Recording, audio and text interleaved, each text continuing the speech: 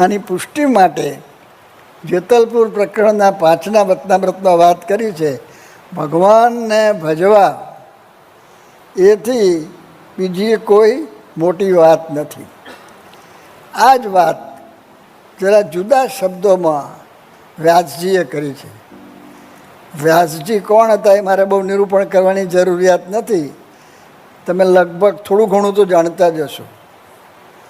સ્વામિનારાયણ ભગવાને વ્યાસજીને આદિ આચાર્ય કહ્યા છે, પણ એક વચનામૃતમાં એમને ભગવાનનો અવતાર કહ્યા છે. એવા મહાન હતા, એનું વર્ણન થાય એવું નથી.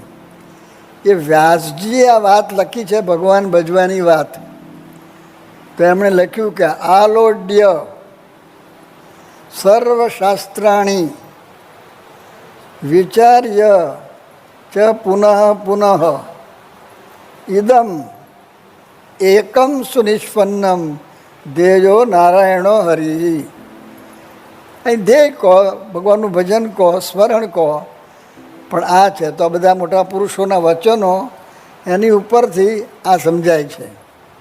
આપણે જે ભગવાન ભજીએ જ છીએ એમાં જે કંઈ આ બધું કરીએ જ છીએ એને જરા શ્રીમદ ભગવદ્ ગીતામાં એને અધ્યાત્મ વિદ્યા કહી છે. અને ગીતાનો ગ્રંથ તો તમે જાણો છો, હિન્દુ ધર્મના ગ્રંથોમાં વિશ્વમાં વધારેમાં વધારે પ્રચાર કોઈ પણ ગ્રંથનો થયો હોય તો એ શ્રીમદ ભગવદ્ ગીતા છે. દુનિયાની કોઈ એવી મુખ્ય ભાષા નથી જેમાં ગીતાનું ભાષાંતર ના હોય. એવી ગીતા, તો એ ગીતાની અંદર એ વાત કરી છે કે વિદ્યા નામ અધ્યાત્મ વિદ્યા. એ અધ્યાત્મ વિદ્યા એટલે ભગવાન ભજવા એ શબ્દો જરા જુદી જુદી પ્રકારના છે, પણ એ આ છે. આદિ શંકરાચાર્ય જે મહાન આચાર્યો થઈ ગયા, શંકરાચાર્ય રામાનુચાર્ય વગેરે, આદિ શંકરાચાર્ય આ પૃથ્વી ઉપર લગભગ 33 વર્ષ કંઈક રહ્યા છે. 33 વર્ષ દરમિયાન એમણે ભારતની પદયાત્રા 3 વખત કરી છે.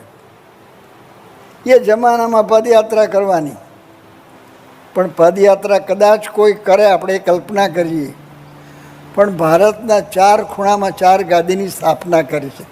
અને એ ગાદી દ્વારા ધર્મની વાત લોકોમાં પ્રવર્તી રહે તો એને માટે એમણે આચાર્ય નિયુક્ત કર્યા. અને એ પરંપરા આજે ચાલુ છે. કઈ પ્રકારના એ શંકરાચાર્ય હશે, પણ એ શંકરાચાર્ય શું કહ્યું? ભજ ગોવિંદમ, ભજ ગોવિંદમ, ગોવિંદમ ભજ મૂઢ મતે. બીજા 8 શ્લોક લખ્યા છે જુદા. એમ લખ્યું છે કે ષડંગાદિ વેદો મુખે શાસ્ત્ર વિદ્યા કવિત્વાદિ ગદ્યમ સુપદ્યમ કરોતિ ગુરોરંગ્રી પદ્મે મનશ્ચેદ ન લગ્નમ તત કિમ તત કિમ તત કિમ તત કિમ. આવું 8 શ્લોકમાં થઈને 32 વખત તત કિમ કહ્યું છે. એમાં બધી વસ્તુ કાઢી નાખી છે. તો એ ભગવાન ભજવા માટે ગુરુના ચરણમાં એ મન નિમગ્ન કરવાનું છે. આ લોકની અંદર જુદા જુદા ક્ષેત્રમાં બધા સિદ્ધિઓ મેળવે છે, પણ તમે કાળના પ્રવાહમાં બધાને જુઓ. પહેલાં ભારતમાં રાજાઓ હતા, ભૂલી ગયા બધા મહારાજાઓને. અબજોપતિઓ બધા કેટલા બધા બિલ ગેટ્સ અત્યારે છે. અમુક વર્ષો પછી બિલ ગેટ્સની કોઈને ખબર નહીં હોય કે કોણ બિલ ગેટ્સ થઈ ગયા. લોકો બધું ભૂલી જાય છે. પણ હવે જે ભગવાન ભજે છે તમે જુઓ. શબરી એક ચોપડી ભણ્યા નથી, ઝૂંપડીમાં રહે છે.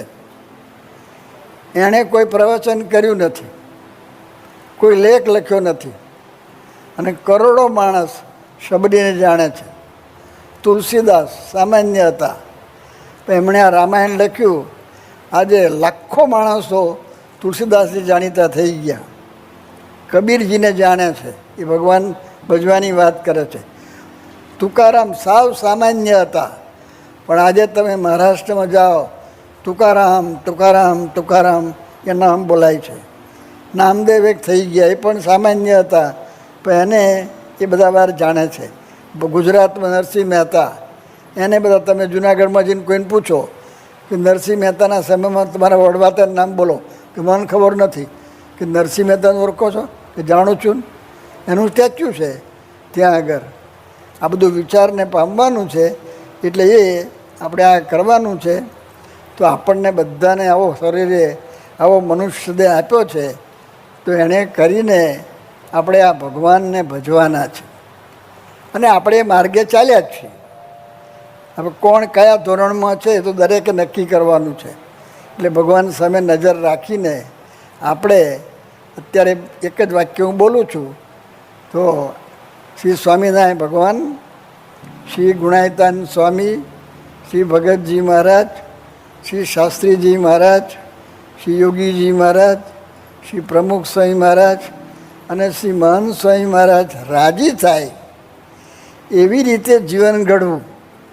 આપણે ખાઈએ જ છીએ તો વિચારવું કે આ હું ખાધું એમાં એ રાજી થાય કે હા થાય ને, કારણ કે તમે નિયમ પ્રમાણે ખાધું છે.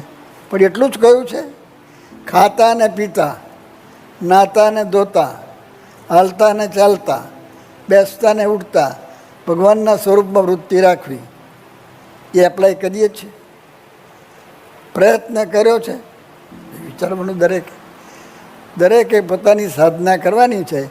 જો એ આપણે કરીશું તો આ કાર્ય જે સ્વામિનારાયણ ભગવાને કર્યું છે, અને આપણે ઘણા બધા એ માર્ગમાં આગળ વધ્યા છે, નથી વધ્યા એવું નહીં, પણ હજુ આપણે ઘણું બધું કરવાનું બાકી છે. તો એ શોધી કાઢીને એને જે ખામી હોય એને દૂર કરવાનું, અને જે કરીએ જ છે એને વધારે સારું કરવાનું. બધાને નિત્ય નવું બળ અને પ્રેરણા મળે એવી શ્રી સ્વામિનારાયણ ભગવાન અને શ્રી ગુરુ પરંપરાના ચરણોમાં પ્રાર્થના. ખરેખર આપણને પ્રાપ્ત થયેલ આ માનવ શરીર અમૂલ્ય છે, દુર્લભ છે, અને તેનો સાચો ઉપયોગ છે ભગવાનનું નામ સ્મરણ કરવું, આત્માનું કલ્યાણ કરવું.